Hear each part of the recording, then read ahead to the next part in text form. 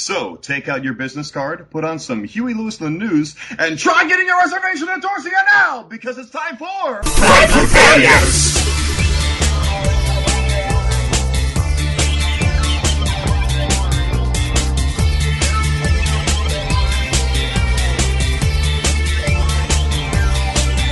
On film.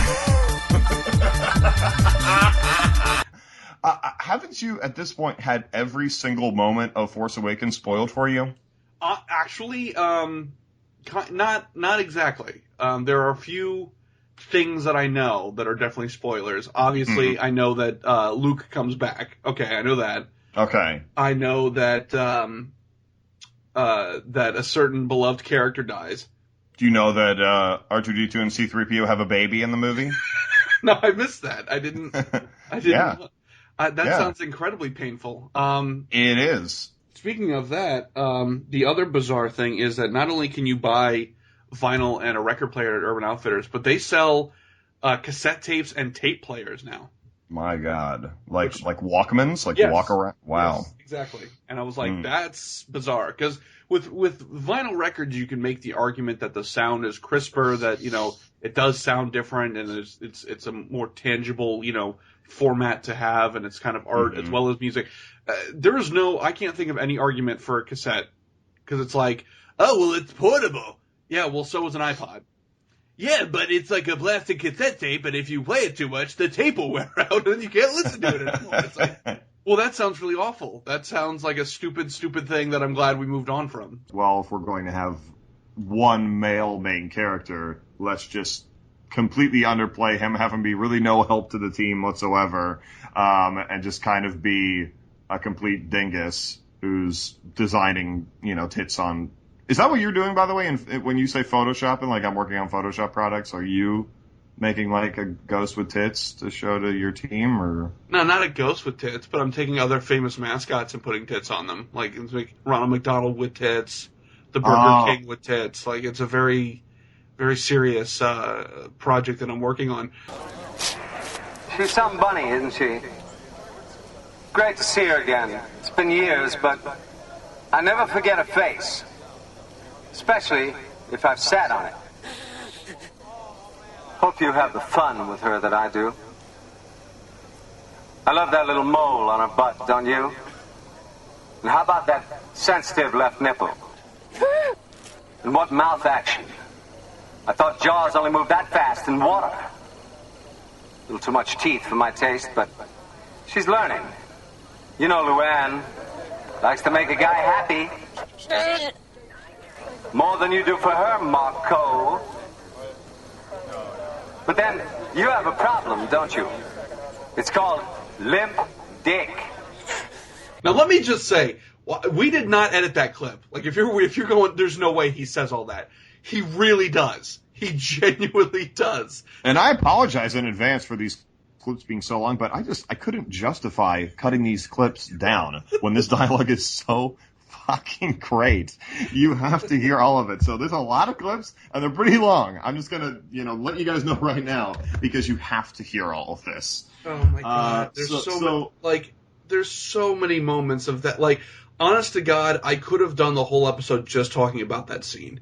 Because it's so, everything he says I want on a t-shirt in that scene. I would gladly throw this entire movie in the garbage.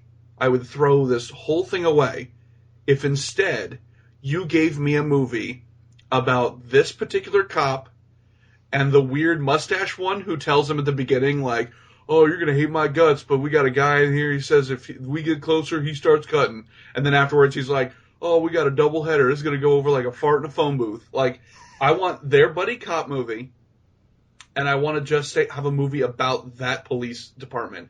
Because you're right, this is not the first time Christopher Walken has publicly shamed somebody into compliance. And I want to see the other cops who try to rip him off. Like, I want to see the cops who aren't as sure of themselves, and they're like, it's like a gunman's in an orphanage, and he's going to open fire on these kids, and some rookie's there like, I heard you got a baby dick. Is that what you got? And then the guy's like, fuck you, and just starts shooting everybody, and they're like, you didn't earn it yet. You're not walking enough. And we've got our final clip here.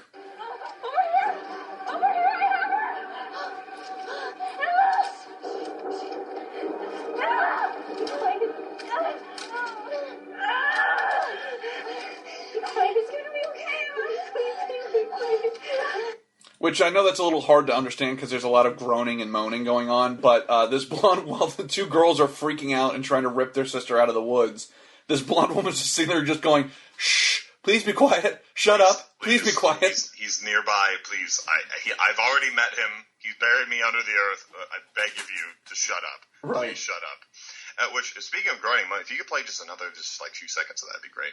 Let me see here. Oh, yeah, okay, so... she's telling them to shut the hell up.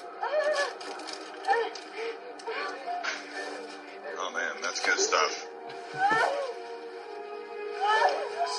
Oh my. Can you rewind it 10 seconds to just play that again?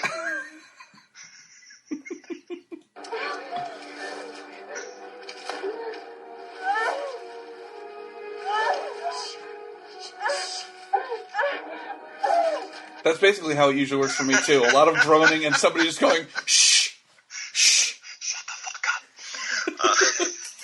I'm going to have to... Can you send me that clip, by the way? That's one of the things that, regardless of the American dub, that I really found so weird about this movie is that they're looking at this giant monster, essentially, this one step away from a full-on John Carpenter monster, and they're still just like, yeah, it's that fox. He looks a little weird, but it's definitely that fox. They're obsessed with it. Like, that damn fox is here. Yeah, what is it with Eastern Europeans being obsessed with foxes? What does the fox say?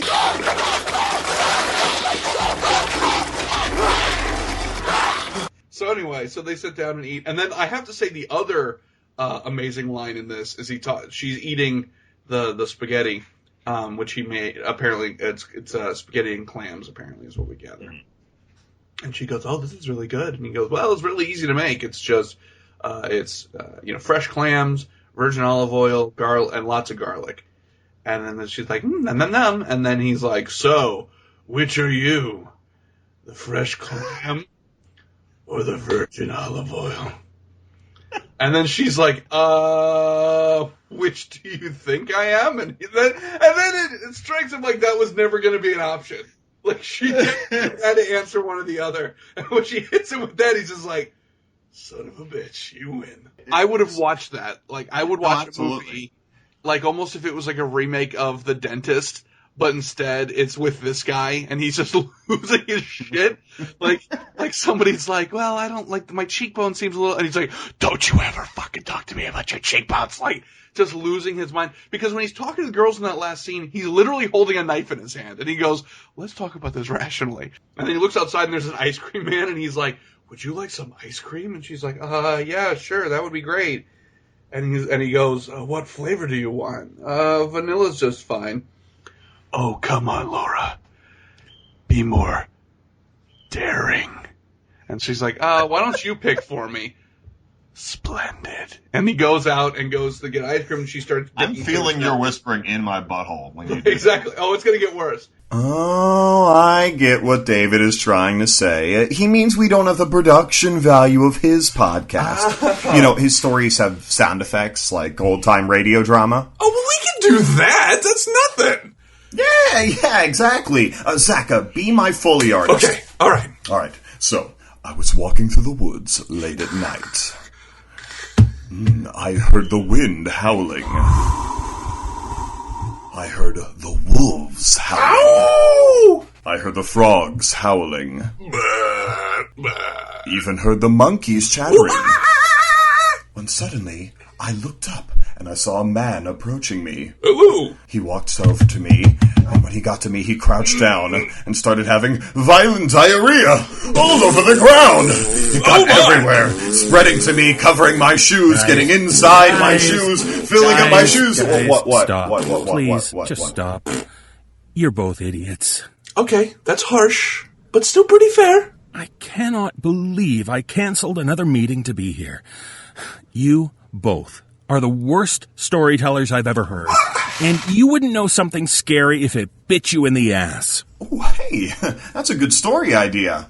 Something scary bites ass. Nice. Got it. Okay, here's my pitch. You ready?